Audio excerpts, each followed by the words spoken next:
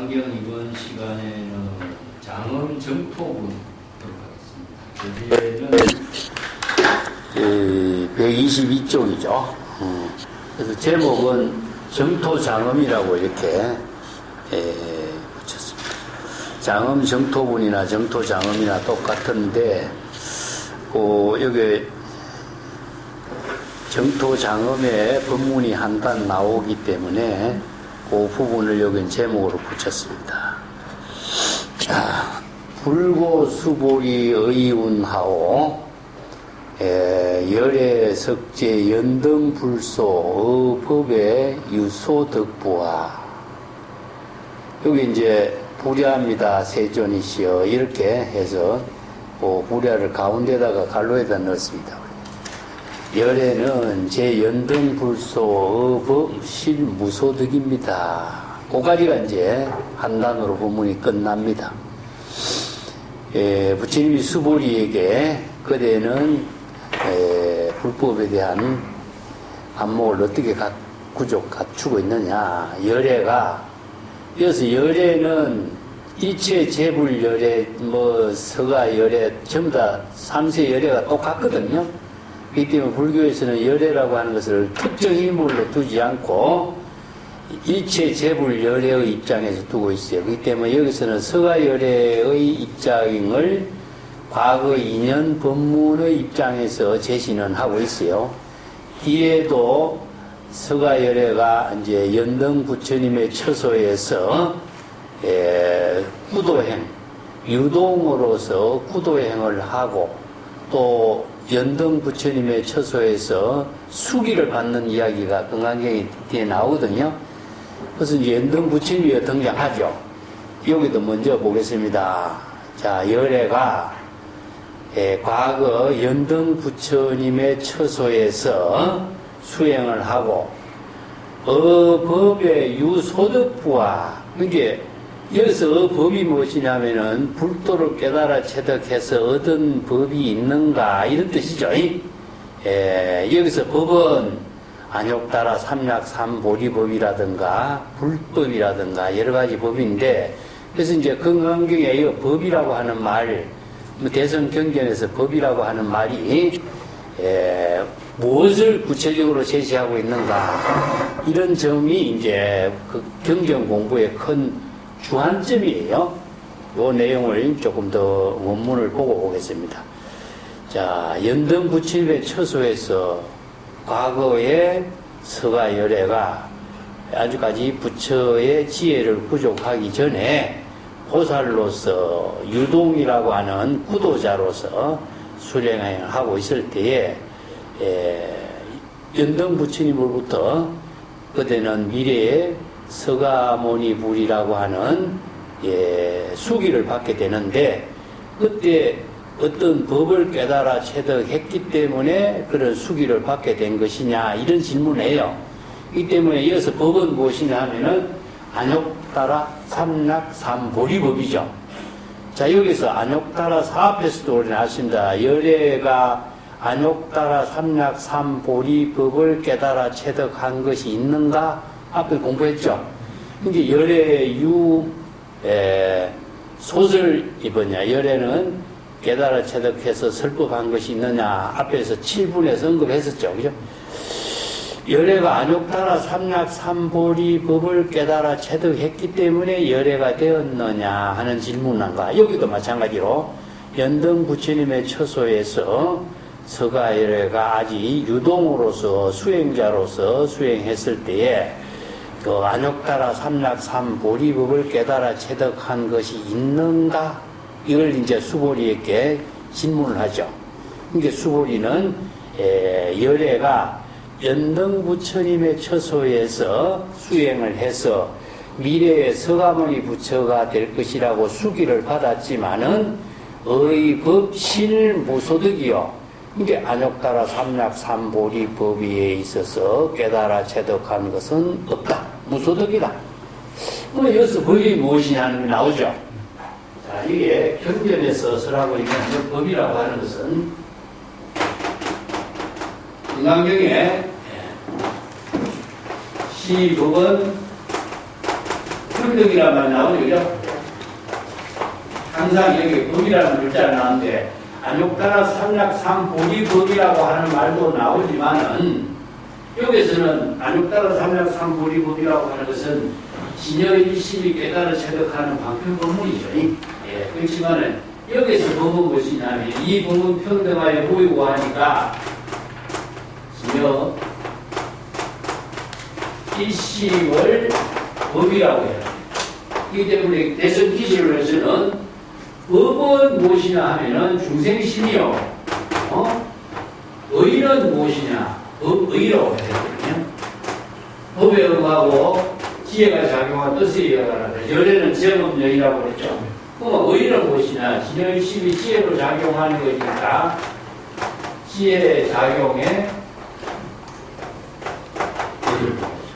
그렇기 때문에 법은 다름 아닌 일체 중생이 본래 부족하고 있는 진여일심을 이야기해요. 그래서 경전에서 설하고 있는 모든 법은 진여법, 일심법을 이야기합니다. 그렇기 때문에 여기서 법을 깨달아 체득한 것이 있느냐 하면 법이 본래 법이라고 하는 것은 일체 중생이 본래 부족하고 있잖아요.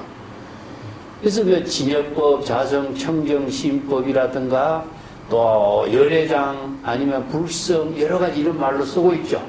이 때문에 이 법을 대상으로 해서 깨달아 체득한 것이 있다고 한다면은 불교는 법을 대상에서 구해서 얻어야 부처가 되는 이런 문제가 나오겠죠. 이게 소성 불교에서는 유덕, 유정이라 그래. 깨달아 체득한 법이 있고 정득한 법이 있어서 아라한이 되었다고 이야기하고 있잖아요. 그렇기 때문에 이 소성 불교에서 아라한의 그 유덕, 유정의 문제점을 유마경에서는 정상만이라고 해요. 그래서 대성 불교에서는 열애장, 진여자성, 불성, 자성, 청정신, 본래 열반을 일체 중생이 본래 부족하고 있단 말이죠. 그렇기 때문에 본래 부족하고 있는 이 진여일심법을 연등 부처님의 처소에서 수행을 해서 깨달아 체득했다고 그 법을 얻은 것이 있는 것이 아니라 근데 사람들이 수행을 해서 한 법을 얻었다, 한 소식을 얻었다 이게 착각하고 있는 거죠. 그래서 이 법이 여기에 연등 부처님의 수행을 했지만은 한 법을 깨달아 체득한 것이 있느냐 이것을 지금 문제로 제시하고 있습니다. 그래서 대성불교에서 수행의 근본의 문제가 무엇이냐 이 법의 문제. 이 법이 진여법이네. 진여법이라든가 아니면은 무의법이라든가 아니면 열애장이라든가 이제 중생이 본래 부족하고 있는 불성이라든가 자, 여기 뭐냐면 바로 진여 본심을 말하고 있습니다. 그래서 진여 본심은 일체 중생이 본래 부족하고 있다는 사실을 제불열애가 발견하고 중생심의 차별 분별심의 생사윤회의 고통에서 벗어나서 본래 청정한 진여 본심을 깨달아 체득하도록 정법을 제시했잖아요. 그래서 이제 사도행을 수행을 하면은 생사윤회의 고통에 타락하지만은 진여 본심을 깨달아 체득하면은 정법 정도를 이루는 자는 안욕따라 삼약삼보리를 깨달아 체득하고 일체 생사윤회의 고통을 벗어나잖아요. 그렇기 때문에 이 법을 불교에서는 이 법을 제시하고 있는 종교다. 그래서 불교는 법의 종교라 그래요. 그래서 법의 종교의 본질이 무엇이냐? 일체 중생이 본래 부족하고 있는 진여 자성, 자성 청정심, 열애장, 불성이라. 그렇기 때문에 진여 자성 본래 청정심이 부족되어 있는 법을 연등 부처님의 처소에서 수행했다고 이 법을 얻은 것이 있다고 생각할 수 있겠느냐 이걸 질문하고 있는 거죠. 그러니까 연등 부처님의 처소에서 수행해서 깨달아 체득했지만은 법을 얻은 것은 없습니다. 무소득이라 이런 말 쓰죠. 자, 요 연등 부처님의 처소는 연등 부처님을 정광열애라고 그럽니다. 예.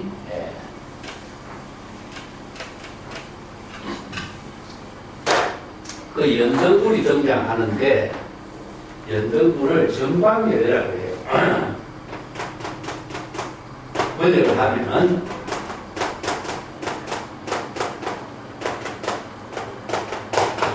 그 정광열애가 최초의 부처로 등장해요. 그래서 이 법문은 법화경이라든가 수행공지경이라든가 대지도리라든가 대성경에 많이 등장하고 있어요. 연등부처님이. 그래서 이제 과거 무량아성직업의 최초의 부처님이 한번 출연하셨으니 그분이 정광 연등부처님인데, 자, 서가열애가 아직까지 부처로서 수행하기 전에 보살로서 유동이라고 하는 수행자로서 연등부처님의 처소에서 수행을 했어.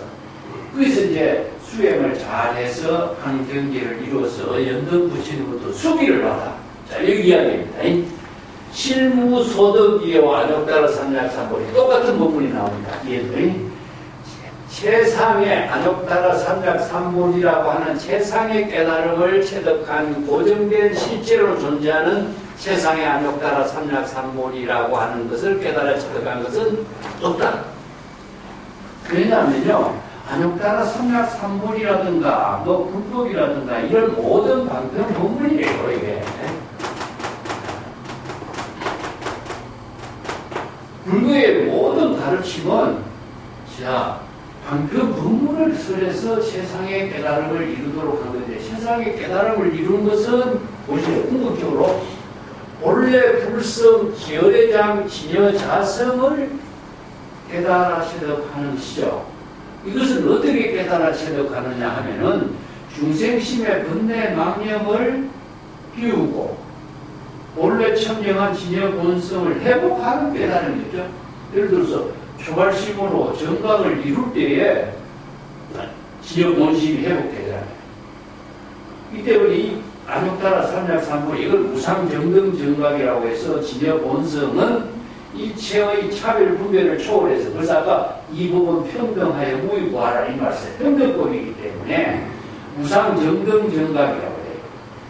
그래서 이걸 이제 불성은 본래 열반이라고 제가 여러분 이야기했죠. 본래 부족되어 있다 이거죠. 본래 부족되어 있는 열반이다.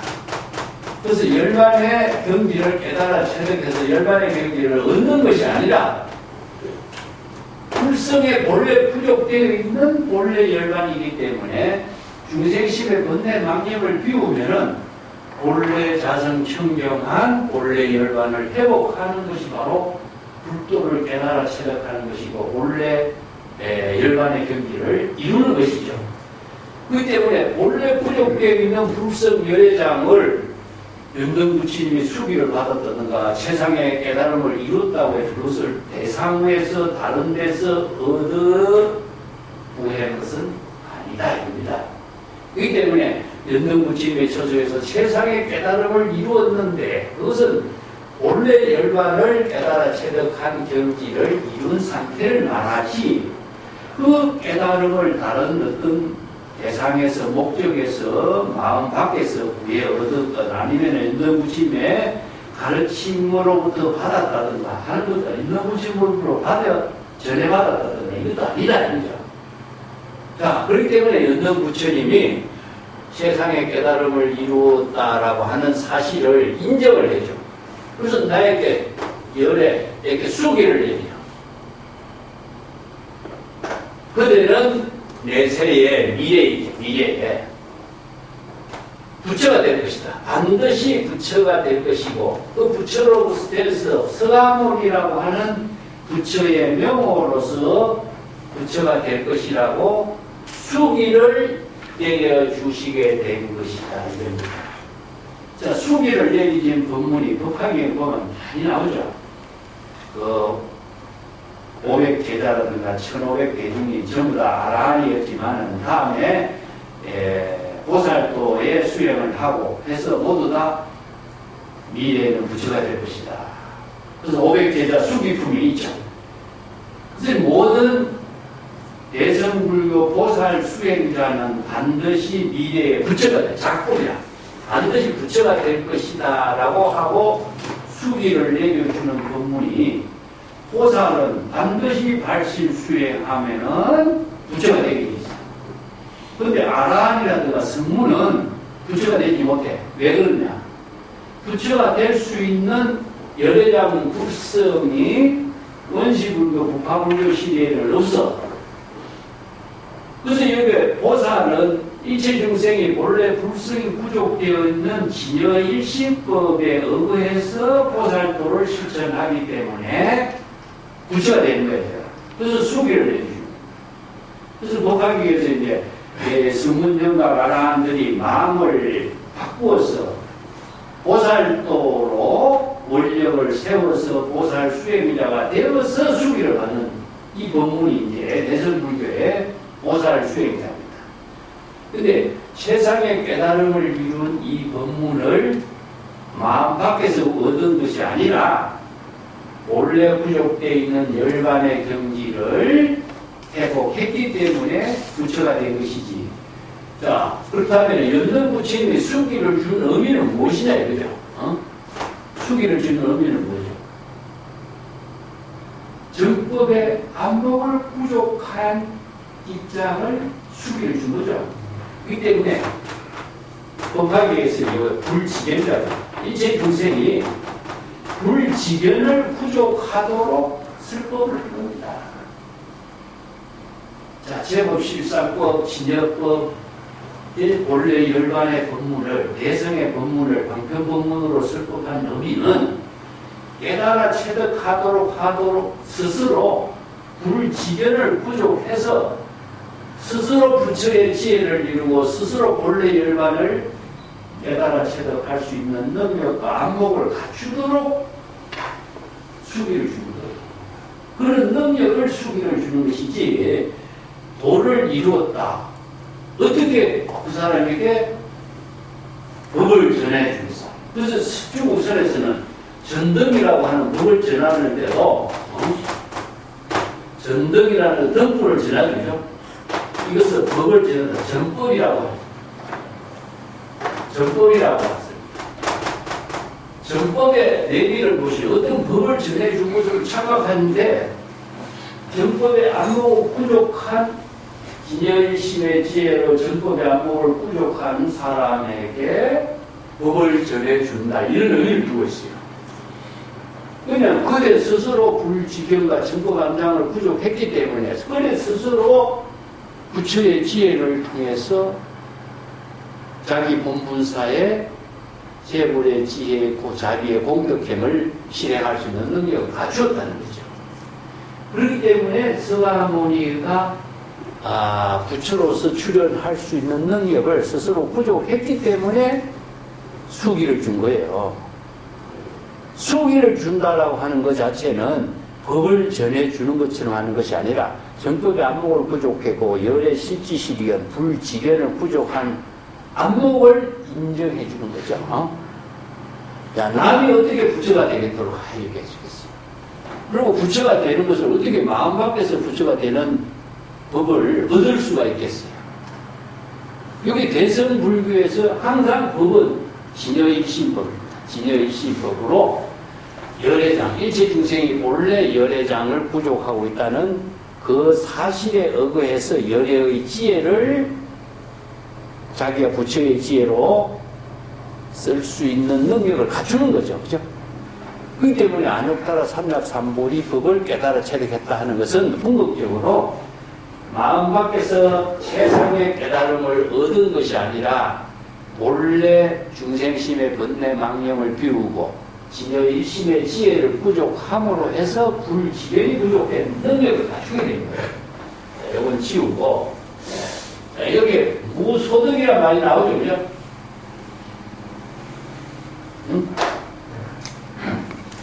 자, 연등부처님의 처소에서 법은 실로 얻은 것이 없습니다. 법 실로 무소득이라는 것이 나오죠. 그죠?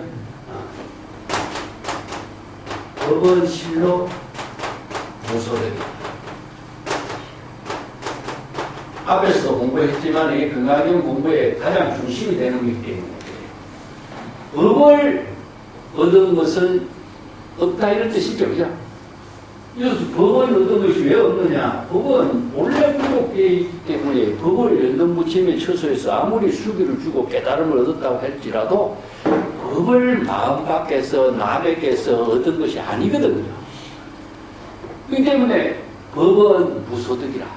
그래서 우리가 경전에 쓰라고 있는 것이 무소득, 무소유, 무소구 여러 가지 나오죠. 그죠? 다른 말로는 무상, 무주, 무념, 무심 여러 가지 말이 나오죠. 그 정도가 이제 뭐냐면 우리 서가모니 부처님이 연등 부처님의 처소에서 수행해서 오랫동안 수행했지만은 인욕선인으로 수행해서 수기를 받았다는 것이 정도가 또 이야기하고 있어요. 자, 이것을 뭐냐면 인연법문이라고 합니다. 인연법문. 지난번에 이야기했지만은 방편법문으로 쓰라고 있는 가운데에 경전에 쓰라고 있는 모든 법문은 방편법문이니라. 방편법문 가운데에 비유법문, 인연빈문으로서 이렇게 쓰라고 있습니다.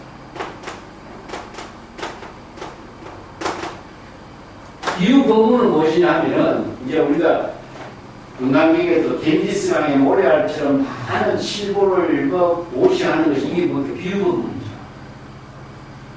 그렇지만 삼국에 설법하는 것이 더 공덕이 많다. 여기 비유법문이죠. 근데 인연법문은 무엇이냐면은 자, 과거 무량아성지급에 한 부처님이 계셨는데 그 부처님의 이름이 연등부처님이다.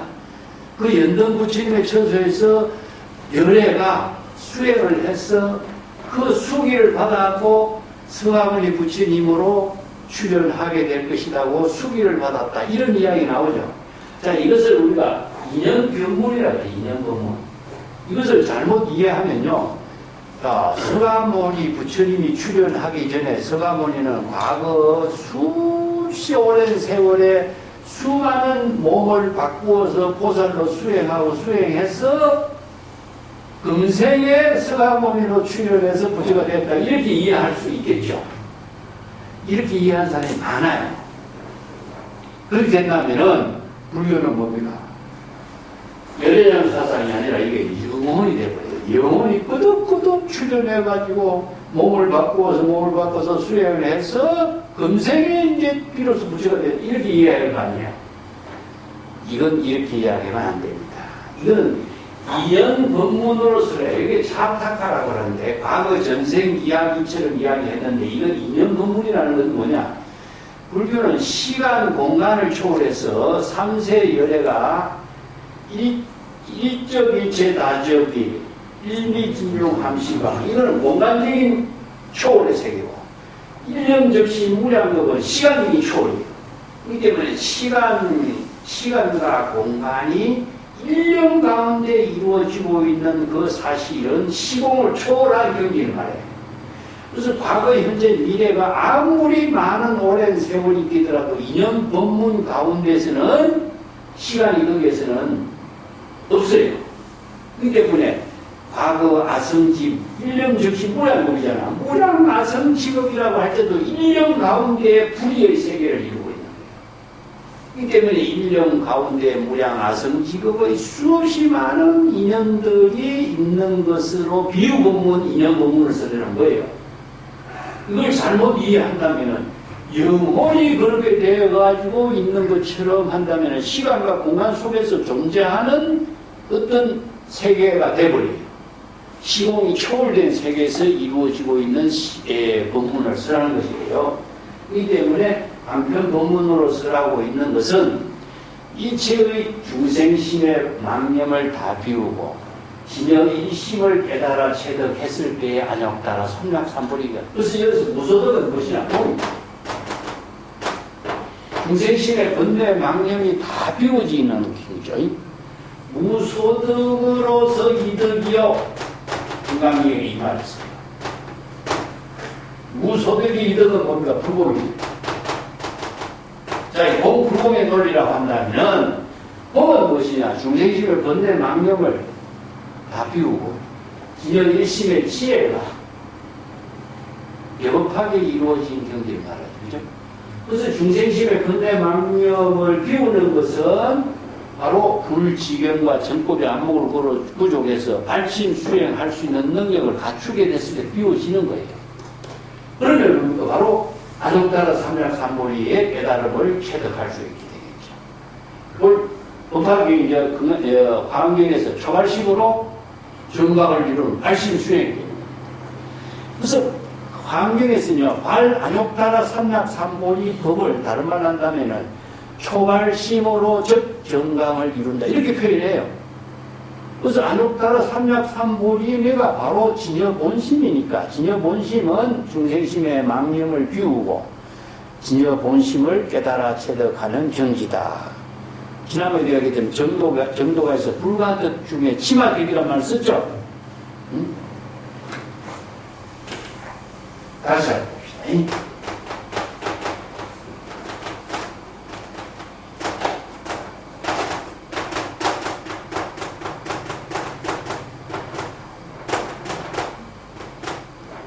자, 불가득은 몸이죠.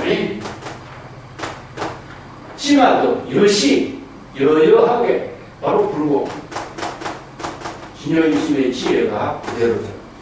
자, 여기서 불가득이나 무소득의 이득이나 불가득 중의 지화득이나 똑같이 이런 법문은 바로 진공묘유의 법문을 쓰라는데, 진공묘유 법문은 발심 수행할 수 있는 능력이 있어야 돼요.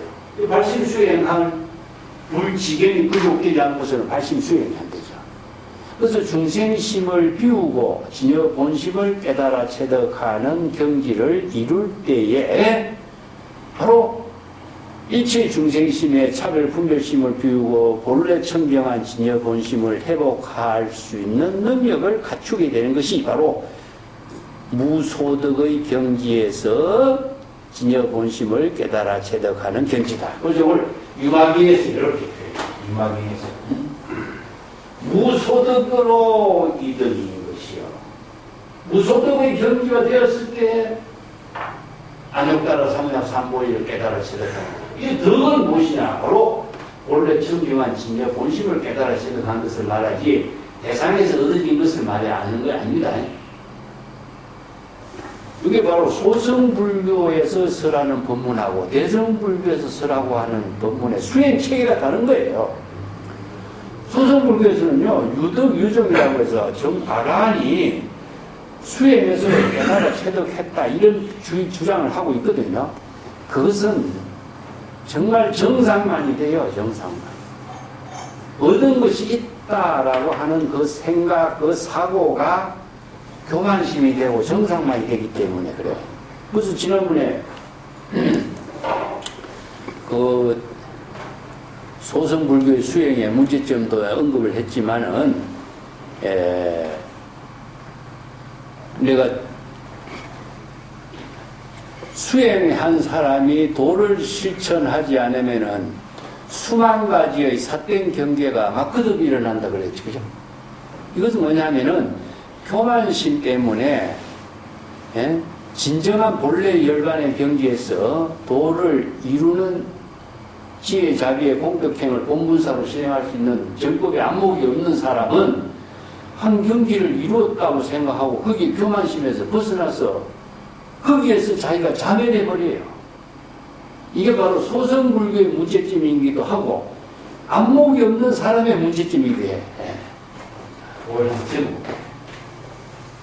이건 잘못 불교 수행자들이 많은 사람들이 여기에 문제점이 있는 거예요. 네.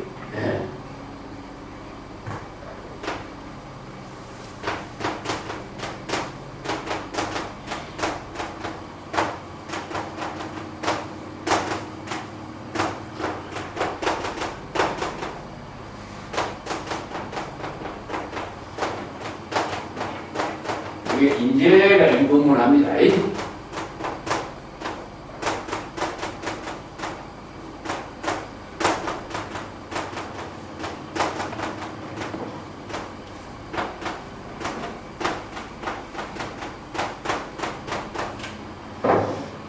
수도라고 하는 말이 뭐니까 발심 수행하는 거죠. 발심 수행해서 한 경지를 도를 이루었다 하는 것은 본래 열반을 깨달아 체득했다. 막 한경지를 수행해서 한경지를 이루었다. 이게 수도예요. 그런데 수행자가 도를 이루었다. 하지만은 도를 구체적으로 지금 여기 자기 본문사의 지혜로 공격행으로 실천하지 못한다면은 도불행이란 말이 나와. 그래서 수도라고 하는 것은 한경지를 이룬 것은 무엇이냐 하면은 그걸 이제 향상일비라고 해요. 향상일비. 그래서는 도를 이룬 한 함정에 빠진 상태가 이걸 다른 말로 하면 dob신의 선병이에요. 한경지를 이룬 dob신의 선병에 빠진 상태를 이렇게 dob신의 병이라고 하고 dob신의 선병이에요. 근데 여기에서 한경지를 이룬 경지에서 거기에서 자기가 자만심에 빠져버린다면 나는 한경지를 이루었다, 한 소식을 얻었다, 도를 이루었다. 이 자만심에 빠져버리면 도를 실천하지 못해. 자만심에. 그래서 도를 실천하지 못하면 어떤 일이 있냐. 수만 가지의 삿된 경계가 있네. 이게 번뇌망념이야. 자, 여기서 도를 이루는데도 불구하고 중생심의 삿된 경계, 번뇌망념이 다투어서 일어나버려. 이걸 정몽정멸이야 그래. 신신명에서는. 어려운 용어죠, 그죠?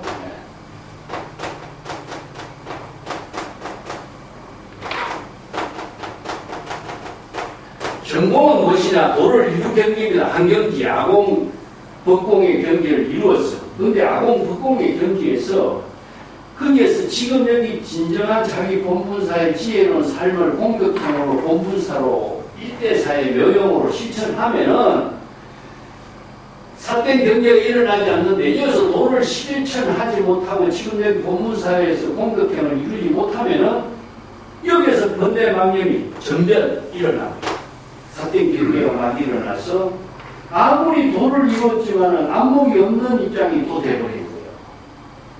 그래서 중생심에 번뇌망념을 비웠다고 해서 깨달음을 이룬 상태라고 해서 그걸 도를 이루었다고 착각하면 안 돼. 도를 이루었지만은 도를 이룬 경지에서 거기에서 자기 공격행을 해양할 수 있는 도를 실천할 수 있는 본분사가 묘용이 이루어져. 그럼 그거하고 상관해. 그렇기 때문에 무소득의 경지에서 얻은 것이 있다라고 해서 자만하면은 여기서 자기가 또 죽어버려. 그래서 정법에 안목을 부족한 사람은 자 여기에서 초월할 수 있는 능력이 있어요. 그 뭐냐? 시금력이 방편의 지혜로 자기 본분사의 공덕행을 해양할 수 있는 능력을 갖춘 사람이다. 그래서 불지견이든가 정법에 안목을 부족한 능력이 얼만큼 중요하냐?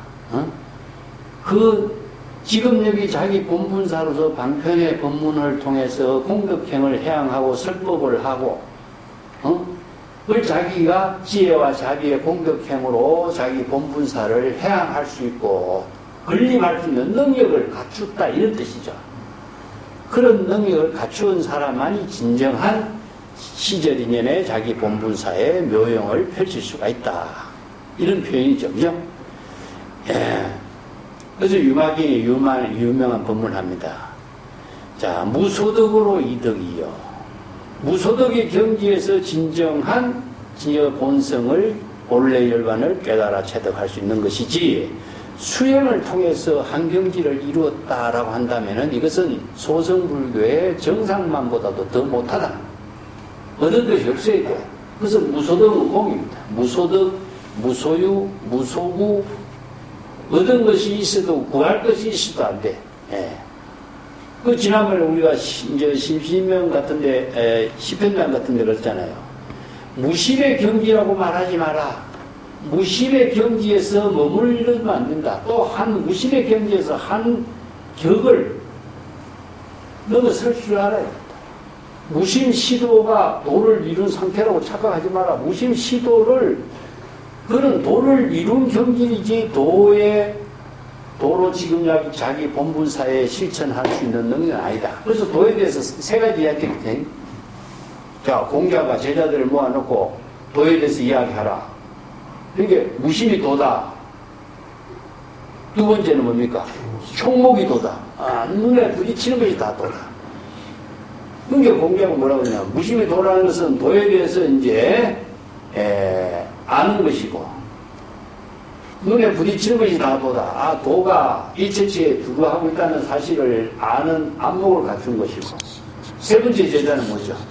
말을 하지 않고, 자, 손뼉을 탁 닥치면서 까치처럼 깡충깡충 뛰어나가죠, 그죠?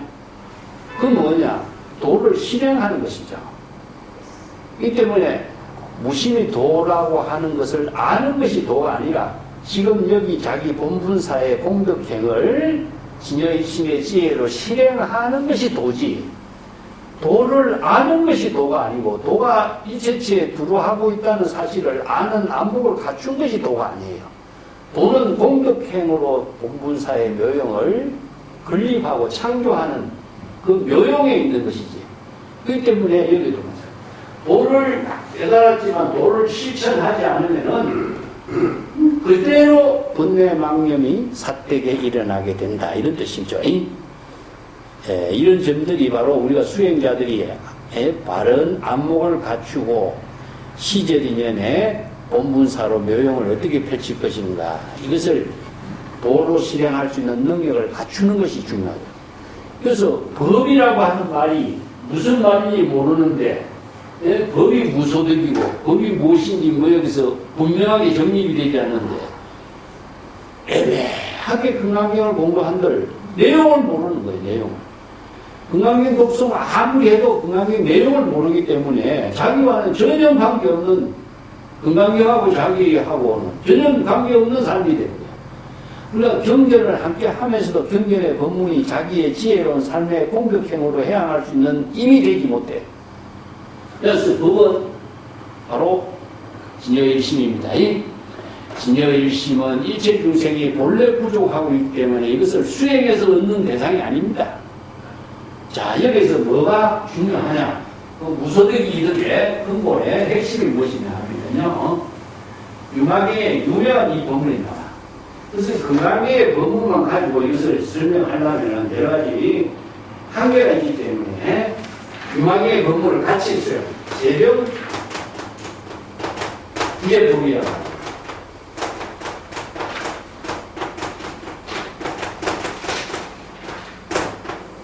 이 법이 나오죠, 그죠? 병을 제거하지 법을 제거하는 것이 아니다. 법이 그게 뭐예요? 팔심 수행에서 무소득이라고 하는 것 자체는 중생의 번뇌 망념을 제거하는 병이에요. 중생의 신병을 제거하는 거예요. 그래서 불교의 모든 방편 법문의 의미는 뭘까요? 정법의 암호를 부족하는 방편 법문, 발심 수행하는 방편 법문, 네? 정각의 지혜를 이루는 발심 법문, 이건 전부 다 중생의 번뇌 망념의 신병을 제거하는 발심 수행의 방편 법문이죠. 그래서 이제 발심 수행의 방편 법문을 제거하면 본래 부족되어 있는 본래 열반의 다선 청정한 법은 제거시키는 법이 아니에요. 그 때문에 무소득의 경지에서 본래 부족된 진여 본성을 회복하게 하는 것이 불교 수행의 본질이에요. 그래서 법은 제거하는 것이 아니라 이 법을 제거하지 않는다는 무엇이냐? 본래 부족한 진여 본심은 자성 청경심이고 본래 진여 자성의 지혜를 부족하고 있고 재불열애와 똑같은 지혜 자비의 공덕을 부족한 법이기 때문에 이 법은 제거시키는 것도 아니고 어디에서 구해 얻는 것도 아니다. 본래 부족되어 있기 때문에. 그래서 이제 정법의 안목을 부족한 사람이 중생의 신병을 제거하고 신병을 제거하도록 불교에서 재불열애가 방편법문을 설해놓은 겁니다. 발심수행, 방편수행하는 모든 방편법문은 중생의 신병을 치료해 주는 거예요. 치료. 그래서 중생의 병에 맞추어서 음병여약이라 병에 맞추어서 약으로서 처방전 내려주는 거거든요. 그래서 바른 처방을 통해서 병을 치료하고 본래 건강한 진여 본성 자선 청정심을 회복하도록 하는 경지가 바로 불법 수행의 본질인 것이지 이것을 다른 데서 얻어오는 것이 아니다. 이 때문에 여기에 서가열애가 과거 연등 부처님의 처소에서 유동으로 수행 생활을 했지만은 그 연등 부처님의 처소에서 법을 깨달아 체득해서 얻은 것이 있느냐? 없다. 그래서 이 법문을 바르게 제시하도록 이 한마디 법문을 써내는 거예요. 그래서 법을 제대로 이해하지 못하면은 이 내용을 우리가 아무리 금강경을 읽어도 이게 무슨 말인지 모릅니다. 법은 자선 청정심 진여일심입니다. 다시 한번 기시론에서 법은 중생 일심입니다. 일체 중생이 본래 부족하면 일심이고 법에 응하라, 뜻에 응하라. 이는 무엇이냐? 진여일심이 지혜로 작용합니다. 그렇기 때문에 진여일심이 반야의 지혜로 작용하도록 하는 것이 법이라. 그래서 법에 응하고 요래자 재법률이 뒤에 가면 이제 나옵니다. 그 가서도 다 구체적으로 설명하겠지만은 이 법문을 불교에서는 배승기실론에서는 법과 의로 설명했고 융화경에서는 법이 요의경, 불요의경. 사람에 의하지 마라, 사람의 말에 의하지 말아요. 사람이 인식하는 의식에 의지하지 말라. 이런 말을 쓰는 이유가 그거예요.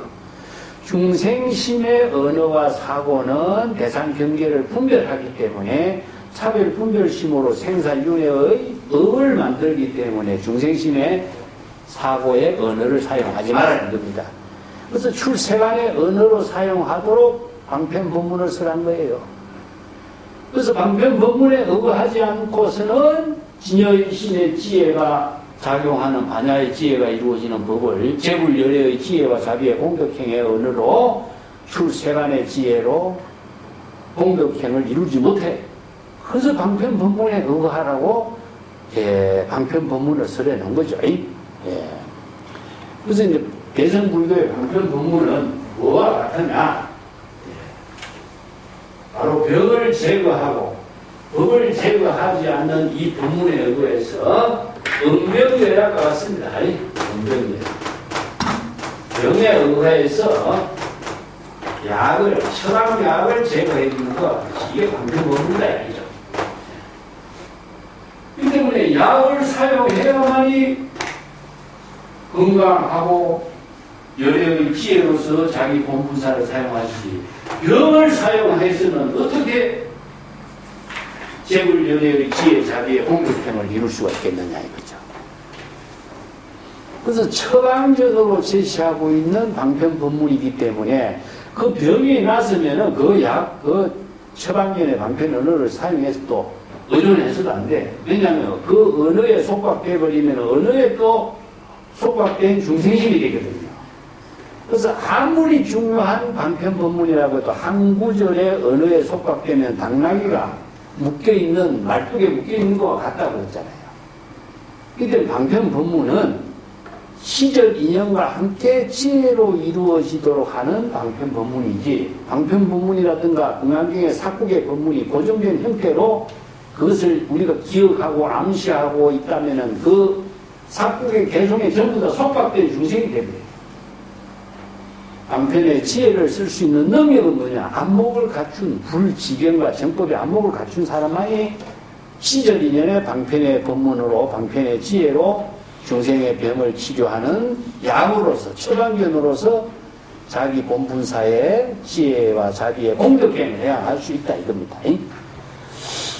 이 때문에 무소득으로 이득이요. 이 구절을 꼭 명심을 합시다. 그 법이란 무엇인가? 바로 일체 중생이 본래 부족하고 있는 진여일심이다. 그래서 중생의 번뇌 망심을 비우고 진여일심을 회복하도록 하는 깨달음이 안욕따라 삼약삼보리법이지. 안욕따라 삼약삼보리법이라는 것이 고정된 실체로 존재하는 건 아니다. 이거죠. 이 때문에 진여일심을 깨달아 체득하는 법을 연등 부처님이 인가해 주신 것을 바로 숙이다. 라고 합니다. 자, 그 밑에 한번 보겠습니다. 수보리 의원하오 보살 장엄 불토부와 자, 이 구절은 불안이다 세존이시여 하이고 장엄 불토자 적비장엄 심영장엄 요 구절이 오늘 우리 공부하는 주제입니다. 자, 수보리 그대는 어떻게 이해하고 있느냐? 보살이 불국토를 장엄할 수 있는가?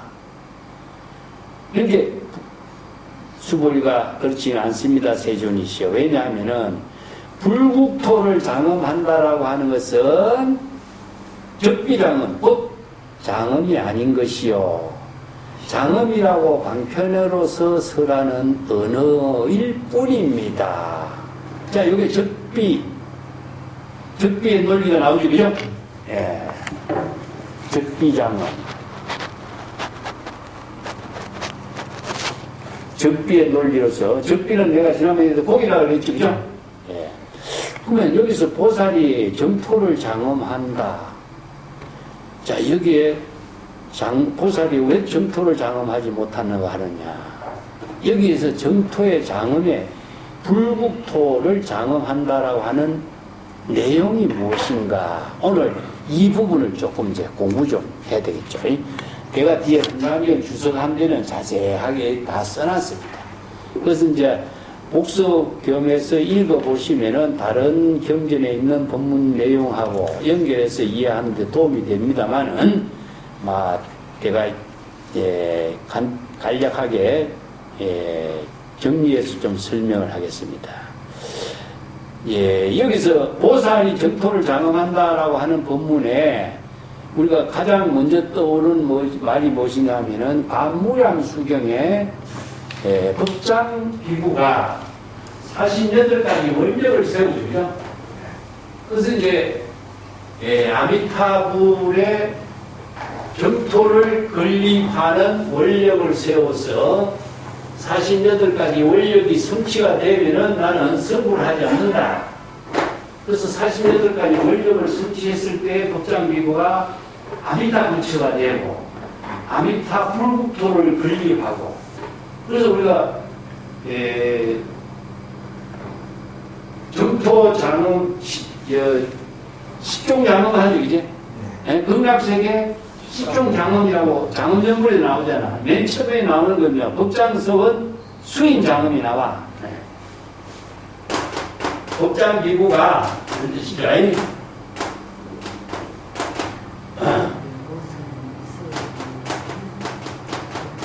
법장 비구가 원력을 세워요. 48가지.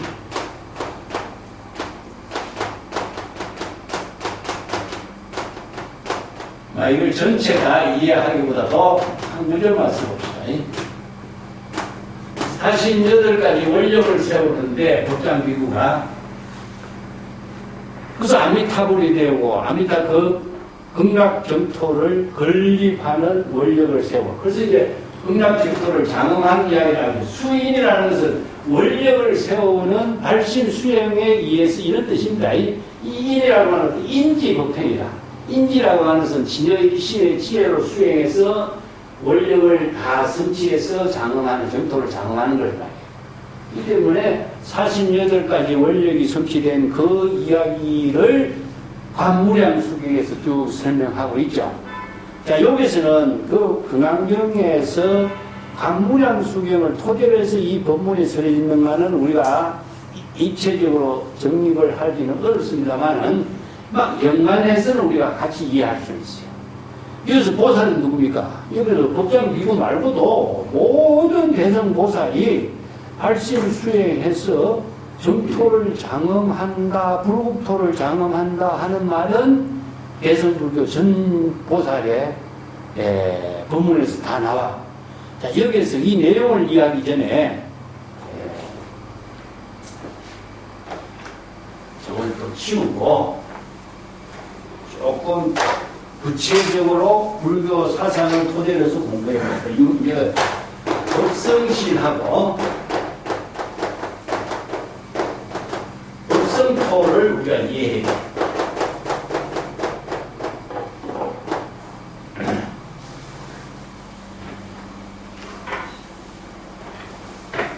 법성신은 우리가 이제 삼종신으로 이야기하고 있는데, 삼종법신을.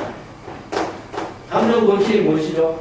법신, 보신, 화신이지, 그게. 삼종법신은 어떻게 이루어지는가?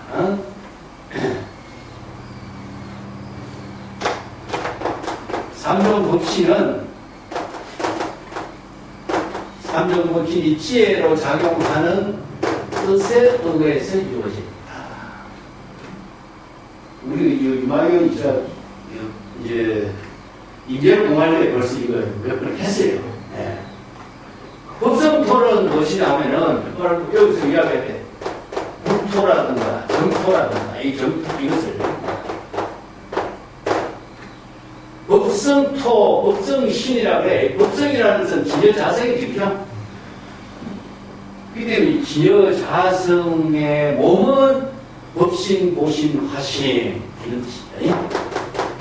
법신, 보신, 화신. 다른 말을 한다면 일체 재불열애의 몸을 법성신이라고 합니다. 법성신. 진여 법성의 지혜로 이루어진 몸이라는 뜻입니다. 예, 이것은 이제 근데 진여 법성의 지혜로 이루어지는 몸은 진여 법성이 지혜로 작용하는 뜻에 의해서 방편의 언어로서 이 몸을 법신, 보신, 화신이라고 이렇게 표현하고 있다는 뜻입니다. 예? 이 법성은 뭡니까? 바로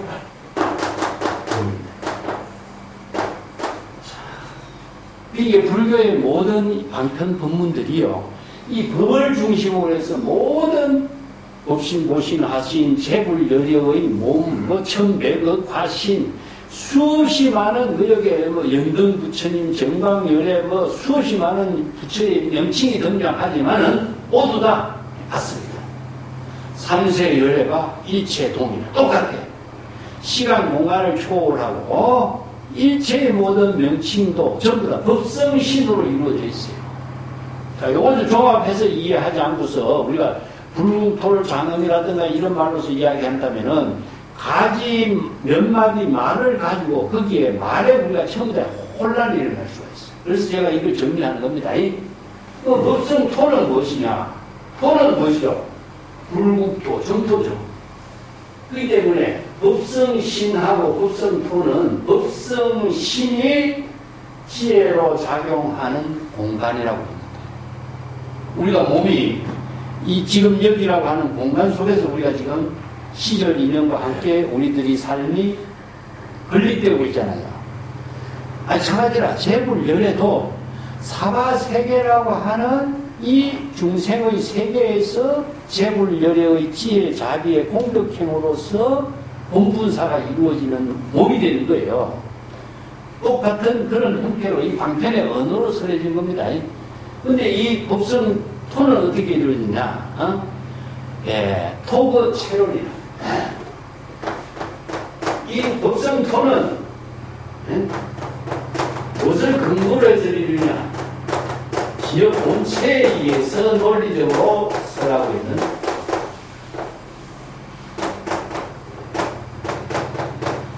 기업 본체. 진여 일심의 본체에 의거해서 논리적으로 이 말을 불국토, 정토라고 논하고 있는 말이다. 방편으로서 하고 있는 말이다. 이런 뜻이죠. 그러면은 법성 신도, 법신, 보신, 화신도 진여 법성에 이거한 것이고, 법성토도 역시 정토나 불국 정토도 진여 본심의 복, 의거해서 이 방편 법문으로 쓰란 말이다. 그래서 유망이 심청정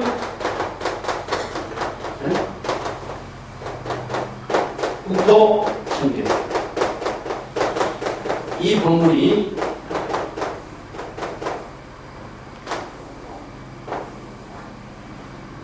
그러면 법성심에 청정하면 법성국토도 청정하지 나오죠. 그렇다면 이 국토는 불국토나 정토는 실제로 존재하는 세계입니까? 그러면 여기서 불국토를 장엄한다라고 하는 것도 본격적으로 법성에 청정한 지혜로서 장엄하는 세계가 불국정토의 장엄이 되겠죠. 우리 지난 시간에도 열애가 30 이상 80종호를 부족했느냐, 30 이상 80종호를 장엄했느냐, 이런 말이 나오죠. 자, 여기서 30 이상 80종호가 법성신이 법신보신 화신으로 장엄된 것을 표현한 것이라고 한다면, 법성토는 신청정, 국토청정으로 마음 일심의 지혜가 청정으로 장엄된 세계를 불국정토의 장엄이라고 해요. 근데 이것을 공간적인 세계로 불국정토가 있다고 한다면은 이것은 환상의 세계. 자, 이 전부 다 방편 법문의 어느 문자 가운데에 있는 권리다 입니다. 방편 법문 문자 가운데 법이라는 말이 나오고 법성신도 법성토도 전부 다 방편 법문의 어느 문자로 설법하는 그 가운데에 있는 말이지, 이 법성신이라고 하는 말이나 법성토라고 하는 말 그 자체가 실체로 존재하는 어떤 몸이나 세계가 아니죠. 그러면 방편 법문으로 세불열애가 중생심의 망령을 비우고 진여일심의 지혜로 이루어지도록 부득이 약방의 처방견과 같은 방편 법문으로 설한 법성신 법성토란 말이에요. 그런데 그것이 어찌 실체로 존재하는 몸이 되고 실체로 존재하는 30 이상 80종호가 되고 실체로 존재하는 불국토가 되고 불국토를 장엄한다고 대상 공간으로서 이해할 수 있겠느냐 이겁니다. 이해하면 안 되겠죠? 이 법문이 바로 여기 있어요. 그래서 보살이 정토를 장엄할 수 있겠느냐? 장엄할 수 없습니다. 왜 장엄할 수 없느냐? 정토를 장엄한다라고 하는 것은 장엄이라고 말하는 수 있는 대상 공간이 없어. 장엄이라는 것은 공이기 때문에 장엄, 정토를 장엄한 말도 임시방편의 언어로 설한 말뿐입니다. 적비장엄, 심은장엄, 임시방편의 언어로 장엄이라고 하는 말로 방편 법문으로 설한 말뿐이기 때문입니다. 이런 뜻입니다. 여기에서 적비장엄, 이것은 장엄이라고 하는 말 자체는 실체로 대상 경계로 장엄할 수 있는 것이 없습니다. 공이라는 뜻입니다. 그러면 장엄이 무엇이냐? 임시방편의 언어로 장엄이라고 말한 것 뿐입니다. 이런 뜻이죠. 그래서 여기에 방편 법문으로 설한 법성신 법성토의 방편 법문으로 설한 정토장엄이지, 30 이상, 금강경의 뒤에 30 이상 80종호 열에 뭐 다 나오는데 전부 다 법성신 법성토의 방편 법문의 언어 속에서 나온 말에 이런 표현들입니다. 근데 모든 경전의 방편 법문은 중생의 세간의 언어를 초월해서 출세간의 지혜를 이루고 지혜 자비의 공덕행을 이루게 하는 방편 법문이지, 그 언어 그 자체가 실체가 없다. 그래서 공이라고 그런 거예요. 정토라고 하는 것도 실체가 없는데 실체가 있다고 착각해서는 안 된다. 그래서 많은 종교인들이 잘못 이해하면서 이것을 대상 경계로 실체로 있는 것으로 착각해버려. 그래서 환상을 만들어내는 거예요. 그래서 외도가 나오고 사도가 나옵니다. 방편 법문이라고 하는 그 본질을 잃어버리고 안목이 없는 입장에서 어느 문자라고 하는 대상 경계가 실체가 있는 걸로 착각하니까 여기에서 여러 가지 사도가 나와요. 그래서 이제 많은 불교의 훌륭한 법문들이 삿된 안목에 의해 가지고 외도가 되고 사도로서 발전해요. 이 법이라는 글자를 잘못 이해하면서 생기는 것이 얼마나 많은 착각을 만들어냈어요. 그죠? 뒤에 금강경에 이 법은 평등하여 무유고하여 안욕따라 삼약삼불이법 평등법 무상 대성법 최상승법 여러 가지 법이란 말 쓰지만 전부 다 진여일심을 법이란 말로 표현했는데 중생의 세 중생의 모든 그 언어는 생사윤회하는 문제를 만들기 때문에 그 병을 치료하도록 제시하고 있는 법문이 바로 진여일심법으로 설하는 방편법문이라는 것이죠. 이걸 잘못 이해해가지고 많은 착각을 하게 됩니다. 자, 고민됐다. 시고로 수보리여 제보살마살이 엄여시 생청정심이여 불엄주색 생심이여 불엄주성향 미초법 생심이니 억무소주 이생기심이여 유명한 법문이 나오죠. 그죠? 그러한 까닭이여 수보리야 모든 보살 마살 여기서 제보살은 일체의 모든 보살을 말합니다. 대성불도를 수행하는 원력을 세운 모든 보살 마살 마살은 훌륭한 보살 보살 가운데서도 수없이 보살이 등급이 있죠. 그래서 마살은 훌륭한 보살 이런 의미죠. 이 때문에 초보자 보살 그러니까 환경에서 이걸 이제 십신, 십주, 십회양 그리고 십지 이렇게 등급을 나누어서 이야기해요.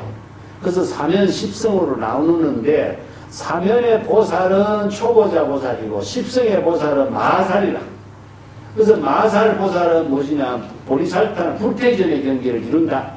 불태전의 경계를 이룰 수 있는 능력은 무엇이냐 안목을 갖추었다. 이게 대성보살 가운데서도 정법의 안목을 갖춘 능력을 마살이라고 하고 훌륭한 보살이라고. 자, 여기서 모든 보살 마살, 이렇게 일체의 모든 대성보살 수행자들, 훌륭한 보살들 모두 통칭한 말이다. 통칭한 보살들이 반드시 이와 같이 진여일심의 지혜로 청정심을 발휘해야 된다. 청정심 뭐죠? 바로 본래 부족한 진여일심, 자성 청정심으로 지금 여기 자기 본분사의 지혜로운 삶을 살아야 한다. 이런 뜻입니다.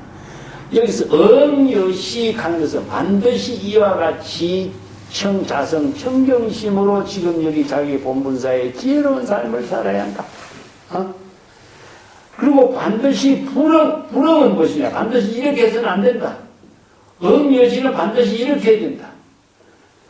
불응은 바로 대상경계의 주색, 의식의 대상경계의 사물의 형색의 빛깔에 집착하는 마음을 익히서는 안 된다. 주성향 미촉법 생심 여기서 색성향 미촉법이라는 육경이죠. 이게 바로 이제 두 가지로 설법을 하는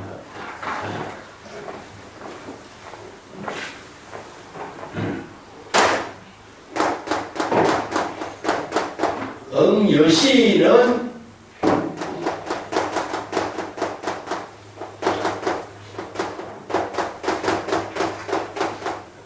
진여본심입니다. 진여본심의 반야 지혜로서 지금 여기 자기 본분사에 사는 거다. 이게 뭐냐? 불법. 이게 불법의 가르침이다. 이거죠. 불응여시. 불응은 무엇이야? 불응은 여기 육根, 중생식이 육根이 육경의 대상경계. 자, 안입의 설신이가 색성향 미촉법이죠. 그죠? 육건으로 색성향 미촉법의 대상경계를 반영하지 마라. 이건 뭐냐? 중생심. 중생심은 대상경계에 망념을 일으키기 때문에 바로 생사에 윤회한다. 이런 뜻입니다. 자, 이게 바로 이제 정법이고. 불법을 설하는 정법이에요. 이게 바로 사법. 정법을 실천하는 보살 수행자가 돼야지 사법을 따르는 사람이 되지 말아요. 이만 요 두 절로 이야기해요. 자, 중생심의 모든 자아의식으로 중생심으로 이런 뜻이죠. 네. 이건 자아의식입니다. 자아의식의 중생심으로 자기 생각대로 대상 경계를 어떤 사물을 보고 소리를 듣고 집착하고 맛을 보고 자기 나름대로 착각하고 집착하고 거기에다가 전도몽상, 여러 가지 사량 분별, 번뇌 망령, 생사윤회의 고통을 만들어내는 중생이 된다 이거죠. 이 때문에 육근과 육경이 바로 중생심으로 이루어지는 세계고, 진여일심, 좌성청정심은 뭡니까? 불이라고. 이 때문에 불이 본문으로 서가고 있는 거예요. 진여일심으로 지혜로 작용하는 것이 바로 불이 본문이에요. 그래서 대선불교의 모든 가르침은 불이 본문으로서 출생안의 지혜로서 생사윤회를 초월하고 본래 열반의 지혜로운 공덕행을 이루는 삶이 되도록 해야 된다 이런 뜻입니다. 그래서 이 본문을 선하는 핵심이 마지막 구절에 있어요. 응무소주 이생이십니다. 응무소주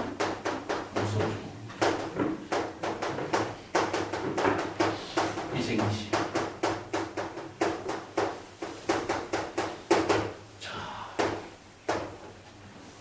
응무소주 이생이심을 다른 말로 한다면은 진여 본심의 지혜로 지금 여기 자기 본분사의 삶을 살아라. 요거지. 똑같죠? 이게 생청정심인데 이것이 바로 무소주 대상경계, 일체의 모든 대상경계에 집착하지 않고 이것은 진여일심의 지혜로 자기 본분사의 지혜로운 삶을 살아라.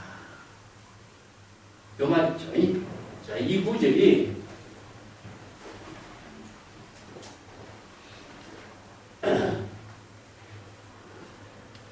불교에서 이야기하고 있는 방편법문의 논리입니다. 방편법문의 논리.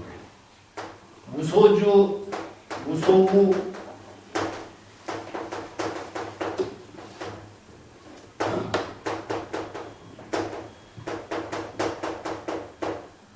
이 전부 다 공이죠, 그죠?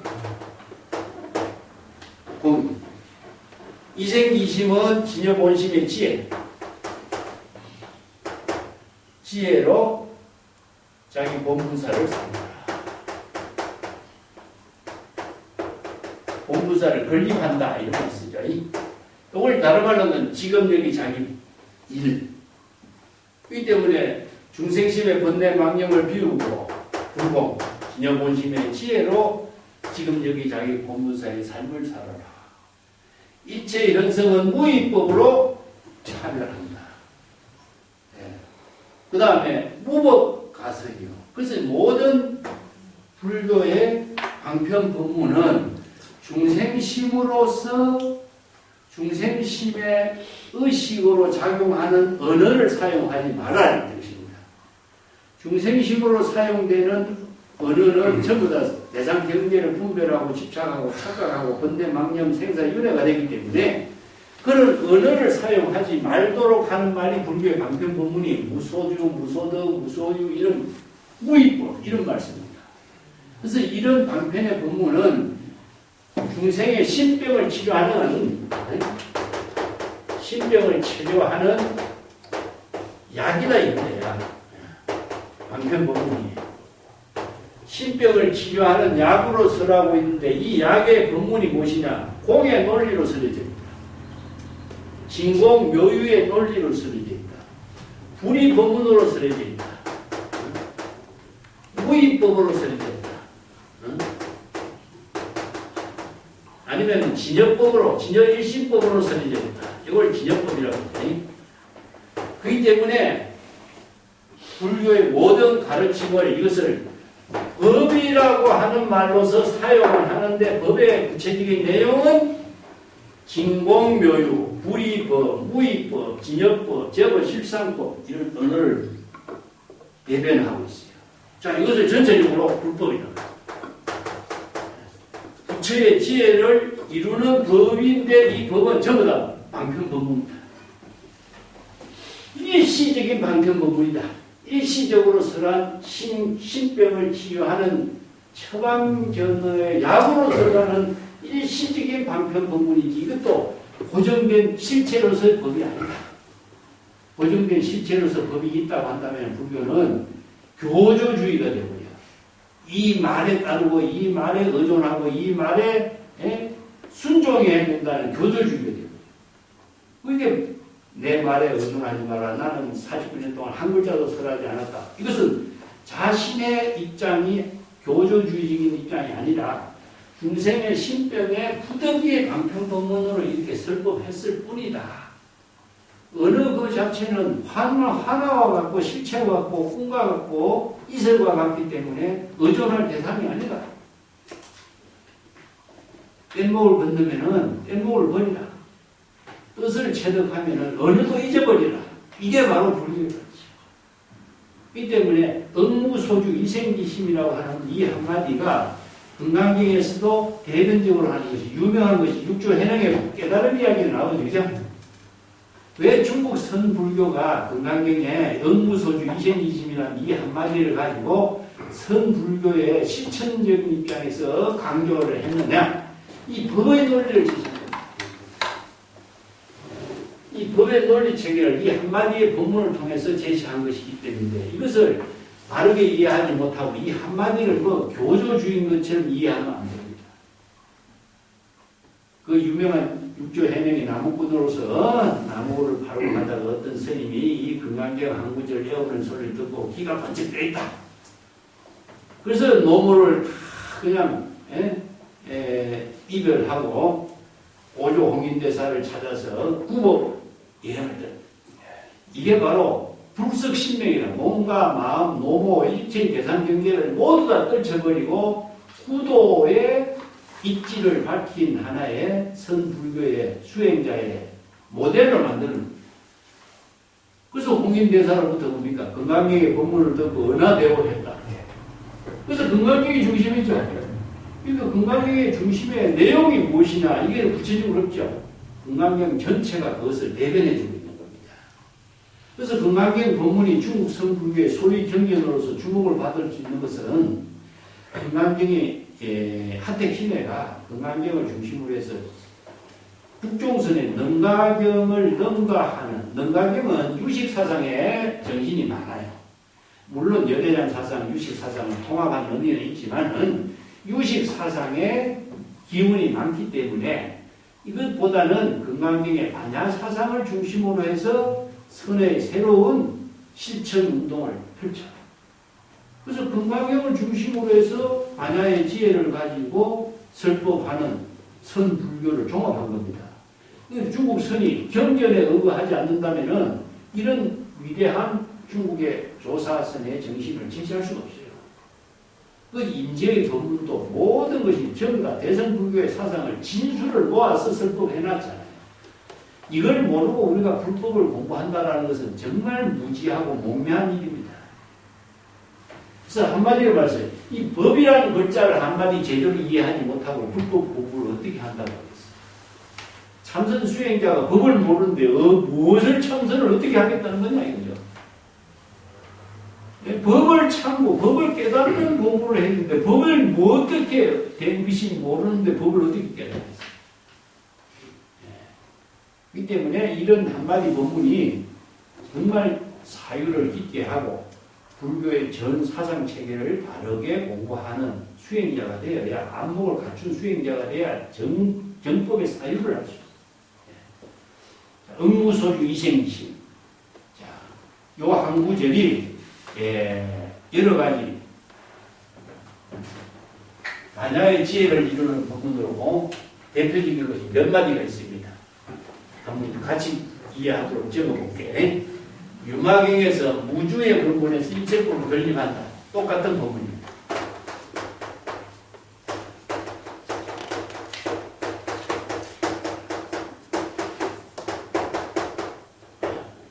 일체 현생은 무의법을 이유차별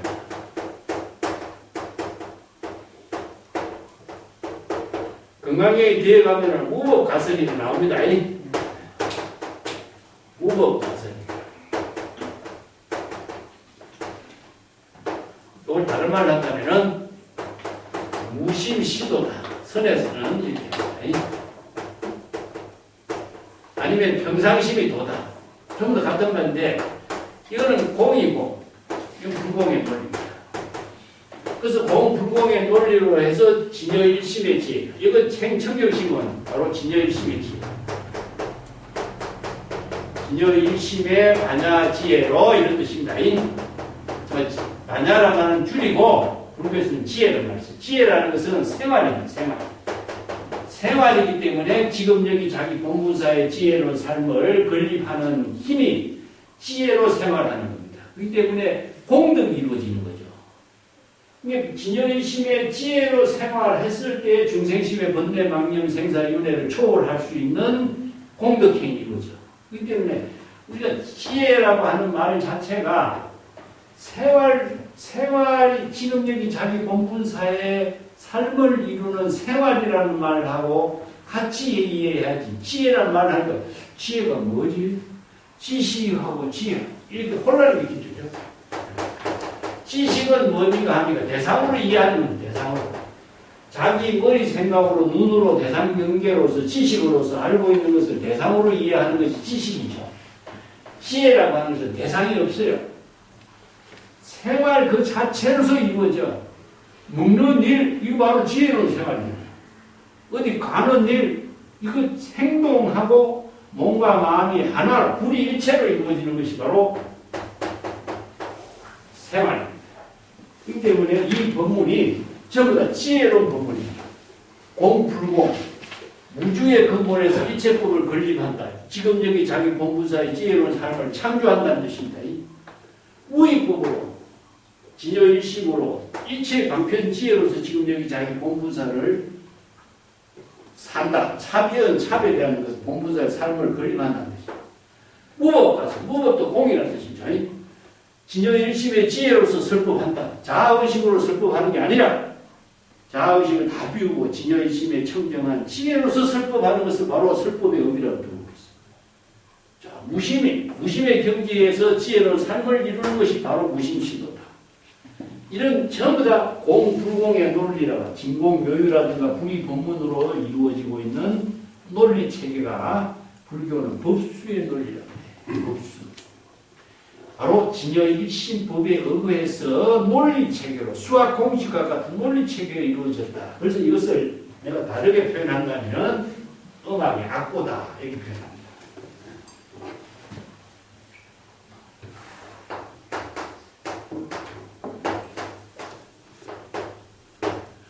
음악을 아는 사람이 악보를 읽어야 되겠죠. 그죠?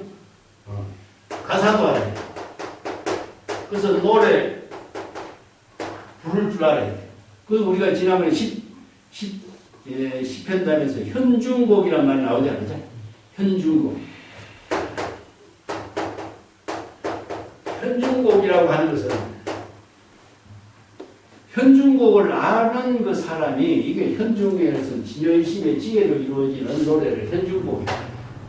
현이라고 하는 것은 노장자에서 도를 이렇게 표현하는 현, 우현, 중묘, 지문이라고 해서 도의 표현을 현이라고 해요. 그래서 불교에서는 불교의 현지, 불법의 대의 이런 말을 현이라고 표현하는데 불법의 대의를 노래로 만든 그것이 뭐냐면 낙도가예요. 낙도가. 그래서 낙도가의 음악을 알려면 낙도가 도를 알아야 되고 가사도 알아야 되고 진여일심의 지혜로 작용하는 곡조도 알아야 돼요. 그래야 낙도가의 노래를 가지고 자기 유의삼매 법비선열락을 이루지 노래도 모르고 가사도 모르고 곡도 모르는 사람이 어떻게 법비선열락을 낙도가로서 살지. 그 선설들의 모든 법문이 전부 다 낙도가예요. 그래서 업무소주 이생기심은 바로 진여일심의 지혜로 이루어지는 그 법문을 바른 감목으로 깨달아 체득할 수 있는 경기다. 그래서 이제 정토장엄이라고 하는 부분은 뒤에서도 나오지만 앞에서 장엄의 부분을 이어서 설하고 있기 때문에 같이 이해하면 됩니다. 자, 뒷장 넘어갑시다. 124페이지. 수보리여 비여 유인이 신여 수미사낭하니 의운하고 시신 이대부하 수보리연 신대 세존시 하이고 불설비신 심영대신입니다. 자, 여기에 또 우리가 공부해야 될 부분이 또 하나 나와. 만약 수보리야, 만약에 어떤 사람이 몸이 수미사낭과 같이 크다 한다면 그대는 어떻게 이해하고 있는가? 이 몸은 실로 크다고 하지 않을 수가 있겠는가? 자, 그리고 수보리가 실로 큽니다. 세존이시여. 그렇지만은 부처님께서 설하는 몸이라고 하는 것은 실체로 존재하는 몸이 아니라 방편의 말로서 대신이라고 큰 몸이라고 방편의 말로서 설한 말뿐이지요. 이런 뜻이죠. 근데 여기 수미산왕이라고 하는 말은 내가 뒤에도 해놨지만 불교의 모든 비유 부분 중에 하나가 뭡니까? 자, 세계관의 비유로서 수미산을 되고 있습니다. 수미산을 중심으로서 불교는 사예계관을 설립해놨어요. 그래서 이거 이해하기 좀 어려운데 우리가 수미산 중심으로 해서 사천하가 이루어지고 9개의 산하고 8개의 바다가 이루어졌다. 이렇게 표현하고 있죠. 그 불교의 세계관을 수미산으로 표현해요. 그 이런 표현들이 인도인들에서는 히말라야를 아마 상정해서 이런 것이 표현되지 않았는가 이렇게 볼 수가 있어요. 이 산이지만은 이게 우주 전체입니다. 근데 우주와 하나 된 경지라고 이렇게 수미산 왕이라고 해요. 수미산 가운데 최고 중심이란 말이죠. 왕이란 말은. 뒤에 내가 책 주석에 써놨습니다만 수미산 가운데 사방에 있는 사주가 있는데 그 사주를 이제 사천하라고 하고 뭐 사주의 일을 한 세계라고 하고 또 이 대천 세계도 수미산을 중심으로 해서 소천, 중천, 대천 해서 삼천, 대천 세계를 이루어 이게 한 세계가 1000개 이런 것이 소천 세계고 소천 세계 1000개가 중천 세계고 중천 세계 1000개가 대천 세계 여기서 삼천, 대천 세계가 수미산 중심으로 해서 이루어져. 그게 수미산 중심으로 해서 전 세계가 이루어지니까 즉 다른 말 한다면 전 세계와 하나 된 몸이니까 이것을 수미산왕이에요. 근데 대선 귀신을 해서 이걸 뭐라 그러죠? 바로 진여법계라는 거죠. 진여법계는 법계 일상이다. 진여법신은 법계 일상이다. 이게 일체의 모든 세계와 진여일심은 불이라는 뜻이죠. 그죠? 이게 일체의 모든 세계와 진여법신은 바로 불이라. 그게 시간, 공간이 초월된 거야. 그래서 진여법신은 불이라고 표현하는데, 이에도 이제, 어떤 사람이 몸이 크다. 17분에 나옵니다. 그 열에는 이 사람의 몸이 정말 크다. 그렇지만은 이것은 큰 몸이 아니고 큰 몸이라고 방편의 말로서만 이야기했을 뿐이다. 이런 이제 표현들이 금강경에 뒤에 나오는데, 그래서 큰 몸이라고 하는 말을 고장목에서 뭐냐면 무신시 대신이다 이런 말씀입니다.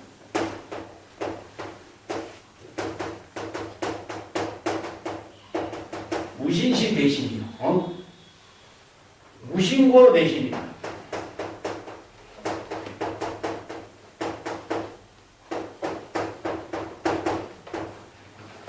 중국 사람이 보장론이라는 책에는 그렇게 해요. 건강경에 이런 구절들을 가지고 이제 무심, 대심 이런 표현들을 이렇게 이해한 것을 무무진한 법계와 하나 된 몸.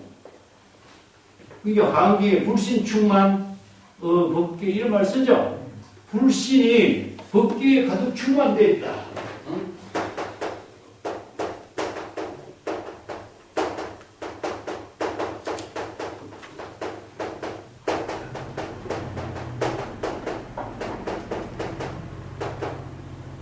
이게 바로 법계와 하나 된 몸이다. 불신이에요, 불신. 아까도 얘기했지만, 불신은 무엇에 의한다, 그죠? 법성신이라고 그랬죠, 그죠? 법성신에 의해서, 진여 법신을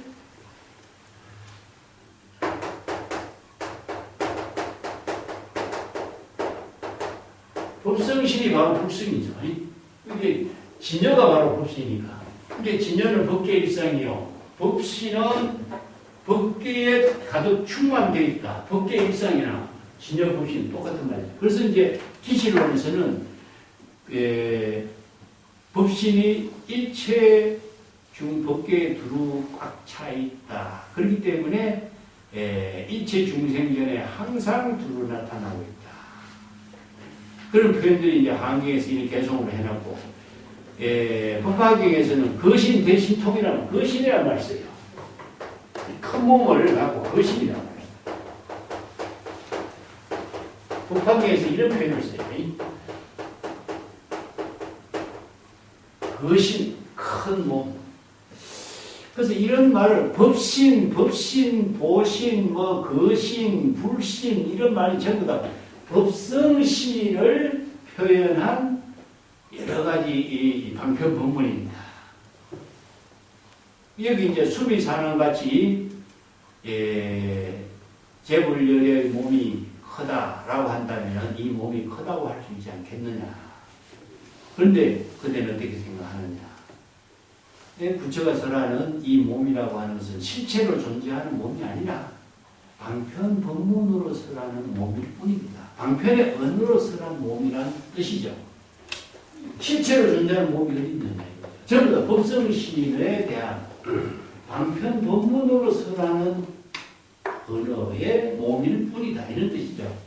이 때문에 아까 얘기했지만 정토를 장엄하는 것도 방편의 언어로 설하는 말뿐이고 32상이라고 하는 말도 부처의 지혜로 장엄된 세계를 방편의 언어로 설하는 말뿐이고 불신도 아니면은 큰 몸이라고 하는 것도 뭐 대신이라든가 수미상과같이 큰 몸이라는 말도 부처의 몸이라고 하는 말도 법성심이라고 하는 말을 방편의 언어로서 제시하고 있는 말뿐이지 실체로 그러한 큰 몸 대신이라고 하는 것이 대상 경계로 존재하는 몸은 아니다. 이런 뜻이죠. 이것을 잘못 이해한다면은 큰 몸이 실체로 존재한다고 착각한다면은 그런 몸을 찾으려고 할 거 아니야. 근데 수미산왕이라고 하는 그 세계도 수미산도 대상 경계로 존재하지 않는 것이고 법성신, 법성토 이 구절을 잘 이해하지 못하고 처음 대상 경계로 찾게 된다면은 많은 사람들이 경전의 법문을 관상으로 추구하게 되겠죠. 그래서 이 법문들의 의미를 방편 법문으로 설하고 있다는 내용을 정확하게 이야기합니다. 자, 고정된 실체로서의 몸이 없기 때문에 법계와 두루한 몸이 되는 것이죠. 고정된 마음 작용이 없기 때문에 이체처에 두루하는 마음이 됐다. 이게 고장록에 금강경에 이런 법문을 토대로 해서 설명하고 있는 중국인들의 지혜입니다. 근데 이런 것은 이제 논리적으로 설하고 있는 법문인데 중국 선성들의 개성으로 유명한 법문이 하나 있으니까 제가 적어볼게요.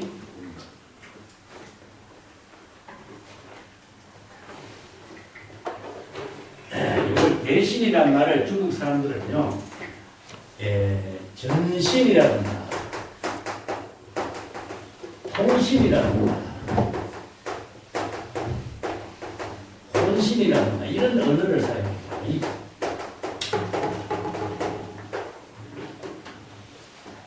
근데 우리의 육체적인 이 몸을 이야기하는 것이 아니라 진여 법신의 지혜를 얘기해요. 아까 이야기된 불신을 금강경에서 이제 한경에서 이야기하면 불신을 이런 표현을 합니다. 네.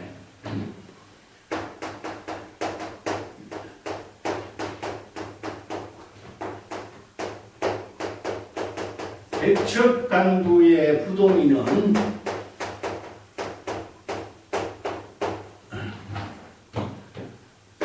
수연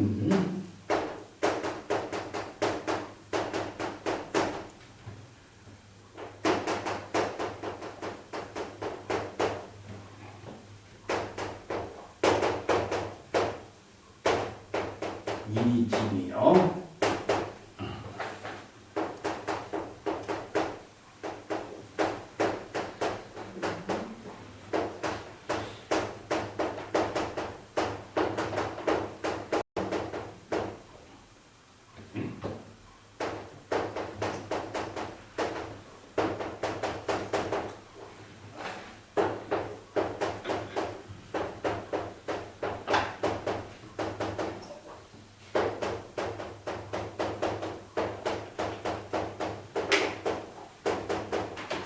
유명한 장사 경장선사의 개성이죠.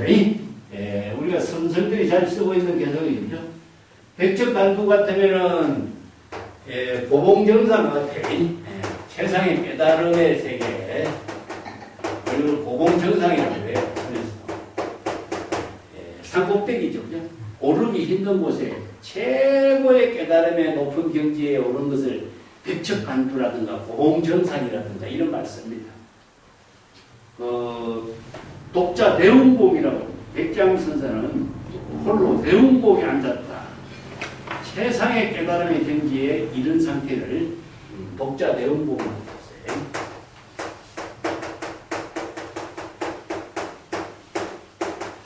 중국 선생들의 표현들이 전부 다 이런 표현을 쓰는데 백척간두 최상 깨달음의 경지에 앉아서 부동 여기에 깨달음의 경지에서 움직이지 않는 사람 이것은 뭐죠? 바로 깨달음의 경지를 자기의 공간으로 삼고서 한 경지를 이룬 세계라고 생각하고 진정한 깨달음의 세계에 자기는 살고 있다고 이제 거기에 머무르고 있는 사람 이걸 이제 향상일규라고 해요. 아까 배웠기 때문에 향상일규의 함정이다. 함정. 이건 일규는 함정입니다. 함정에. 그래서 함정에 빠져있는 상태야. 깨달음의 경지에 머무르고 있는 것은 비록 덕이 한 경지의 깨달음을 이루었지만 진실한 원래 진정한 열반의 경지는 아니다. 진정한 깨달음의 경지에 사는 사람이라고 할 수 없다. 진정한 깨달음의 경지에 사는 사람이라고 인정할 수 없다. 이런 뜻이죠. 백척간두 최상의 깨달음의 경지에서 반드시 한 걸음 더 나아가라. 진일보. 그래서 백척간두의 진일보는 어디로 나가죠? 흑공으로 나가는 그대로. 이게 대상이 없는 상태로 백척의 장대 끝에서는 흑공밖에 없잖아요. 여기 뭐냐? 흑공을 아공, 법공이다. 자의식도 비우고 대상 경계까지도 비워라. 진정한 깨달음의 경지에서 아공, 법공의 경지를 이룰 때 바로 시방세계가 바로 온몸, 시방세계 그 자체가 자기 몸이 된다. 아까 법계일상이라고 말했었죠. 여기서 전신이라고 말했어요. 전신. 이 때문에 대신이라고 하는 말을 경전에서는 희실론에서도 최고 대신이라는 말을 씁니다. 바로 불신 이런 말도 쓰고 대신이라는 말을 쓰는데 수미상언에다 비유해가지고 법계와 하나 된 몸을 이렇게 표현해. 재불열의 진여법신의 경지를 이렇게 표현했지만은 중국 사람들은 아공, 법공의 경지, 전신, 혼신, 통신 이런 말을 쓰죠. 이것을 중국 사람들은 뭐라 하냐면 조장구라고, 대장구라고 대장구. 장구는 하늘을 치오르는 큰 뜻이 있죠. 그렇죠? 허공과 하나 된 경지에서 자기 본분사의 지혜로운 삶을 사는 그런 능력을 갖고 있다. 그렇기 때문에 반소독보라든가 일체의 모든 대상 경계를 모두 초월한 경지에서 자기 본분사의 삶을 사는 능력을 갖춘 사람이다. 그 이제 이 십지경론이라든가 이런 대성기시론이라든가 이런 말에서는 일체 세간 최고 대신이란 말을 쓰는데 건강경에서는 이 수미산항에 비유해서 우주와 하나 된 것과 같은 몸이 크다고 할 수 있지 않겠느냐. 그래서 법신을 이렇게 표현한 비유법입니다.